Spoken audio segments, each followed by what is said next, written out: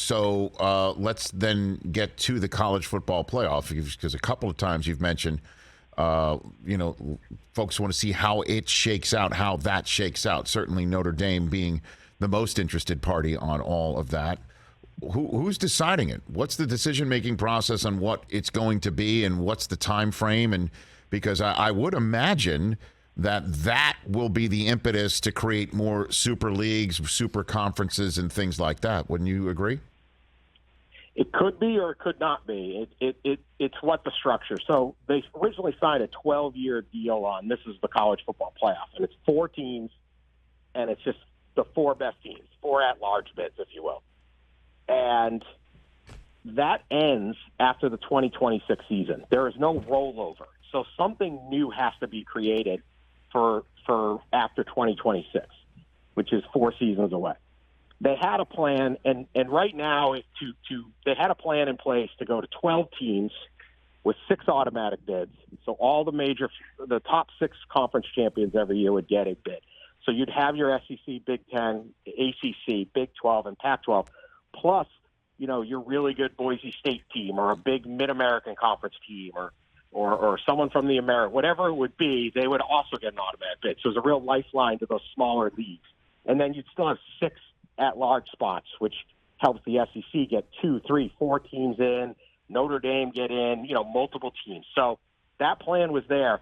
But under the old rules, a single conference could say, we don't like that, and the deal would not get changed because they were trying to alter the current deal. So the ACC, Pac-12, and Big Ten blocked it, much to the disastrous decision by the ACC and the Pac-12, because right now they'd have automatic access to the playoff if they had taken that deal in January. Going forward, the new deal is just a new deal. The SEC and the Big Ten have the majority of the big-time schools. They can essentially create whatever playoff they want and say, this is how we're doing it. You're either in and you're out. Because you can't really have a playoff without the SEC and the Big Ten. So if they sit there and say, we want an 18 playoff with all at-large spots, even though we're going to get 6, 7 of those spots every year, Notre Dame might say, hey, we're in. Everyone else is basically going to have to go along with it, or they're going to have to try to create their own playoff. It'll kill their recruiting. So this is going forward. This decision is almost essentially whatever the SEC and Big Ten want, and that's not good for the Pac-12, the Big 12, or the ACC, let alone the Mountain West and all of that. So it's a precarious spot. The SEC is going to really drive this boat, but the Big Ten too. So it's a weird process because you're going to create a system for all of college football, but not all of college football is really going to have a say anymore. Well, I mean, I think what ends up happening, Dan, you tell me, is that you've got 16 teams in the Big Ten right now, right? And the SEC's got this same number once Oklahoma. 16, yep. Okay, so that's 16. And so you could just stop it right there in a way, normally, because... You know what else has 16 teams? The AFC and the NFC. And the NFC. Correct. And then and those they two have their own playoff. Right, they do. Yeah. And then they meet in what's called the Super Bowl. I think you've heard of it. Yes. But college somewhat popular event. Yes, but college football has more and profitable. Yes, but college football has obviously more teams than just those 32 of interest, and not all those 32 are terrific, just like the NFL as well. So what I'm thinking is you create another situation where one 16-team conference exists and another 16-team conference exists. Everybody has their own playoffs, and you have a 4-team playoff situation based off of those 64.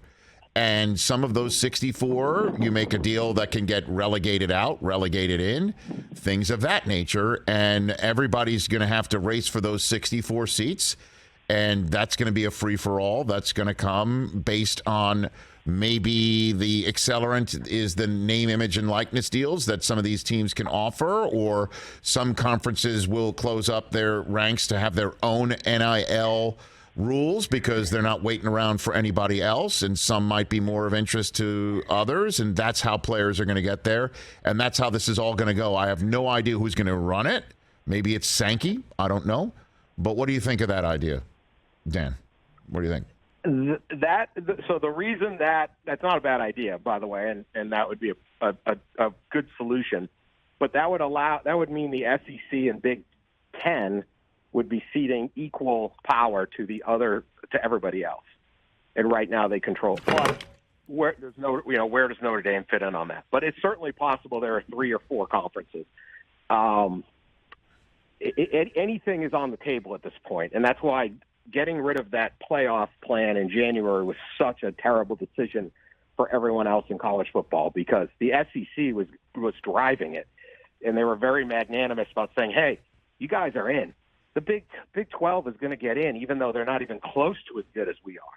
The Pac-12 is going to get in, even if you lose UCLA and USC." And so right now you'd be sitting there in the Pac-12 and you're Oregon going, well, okay, this is terrible. We just lost USC. We're not going to make as much money. But you know what? All we got to do is beat these other schools, which we can beat, and we're in the playoff. We can do this, right? Kind of like the way Gonzaga can just win the Western, can recruit lottery picks every year because they have a path to the Final Four. It doesn't matter that they're in the West Coast Conference or they're a small Jesuit school. They have a path. When you get rid of that path, now you have to hope that under your plan, the SEC and Big Ten say, hey, we want to be partners with all the rest of you. They may not. They may sit there and say, we're going to go 20 each. You're in or you're out. And Notre Dame has to jump, and Clemson's got to find a way out of their thing or something like that. So it's just very, very unknown and very uncertain. And I don't think anyone in college athletics has the chess pieces designed out far enough to know exactly how it's going to be. But people will be left behind. Good programs with lots of fans are going to be left behind, and it's happened in the past with teams, and it's going to happen in the future. And if you really love all of college football, it's a fairly depressing time. Even though we're going to end up with more good games and things like that, you don't really want to see let's say a Washington State just get left out in the cold. It's like they got fans and they're fun to watch sometimes, and you want that hope that they can be good. People are going to get left behind.